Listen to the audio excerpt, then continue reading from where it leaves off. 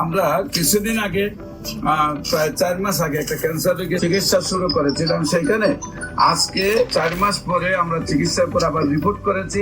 সেই রিপোর্ট গুলো আপনাদের সামনে তুলে ধরছি। বিশেষ করে আমরা এখানে বর্তমানে লিভারের যে অবস্থাটা থাকলে প্রায় 14 পয়েন্টের উঠতে গেলে আমরা লিভার ফাংশনটারে প্রাথমিকভাবে ক্যান্সারে বা আলসারে ক্ষতিগ্রস্ত মনে করি। সেইখানে রিপোর্ট করার পর টোটালি আল্লাহ রহমতে এত ভালো আসছে যে 4.3। এখন আপনাদের সামনে আমি রিপোর্টটা আপনাদের তুলে ধরছি। যেখানে 4 স্টেজ ওভার ছিল, কার্সিনোমা ছিল। আর রোগীর একটু সাক্ষাৎকার নিয়ে নেই। আপনার নাম কি? জুলেখা বেগম। আপনার কি হয় উনি? আপনার নাম কি? মোহাম্মদ দেলোয়ার হোসেন। আপনার কি হয় উনি? আপনার স্ত্রী জীবন সঙ্গিনী। তো আল্লাহর অশেষ রহমতে আপনার স্ত্রী এখন কি অবস্থায় আছে? এখন কি শারীরিক কোনো সমস্যা আছে? আল্লাহর রহমতে সব মতে ভালো আছে।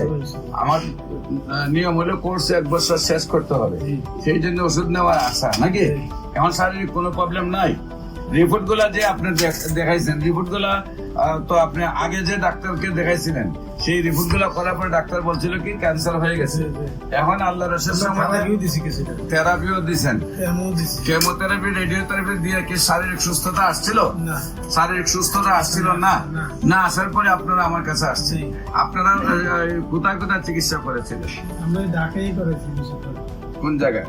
ঢাকা ওই টুকুলারে করেছি, আর ডেল্টাতে দিয়েছিলেন। কিন্তু ডেল্টা তো নিছেন, কিন্তু সুস্থতা আসে না।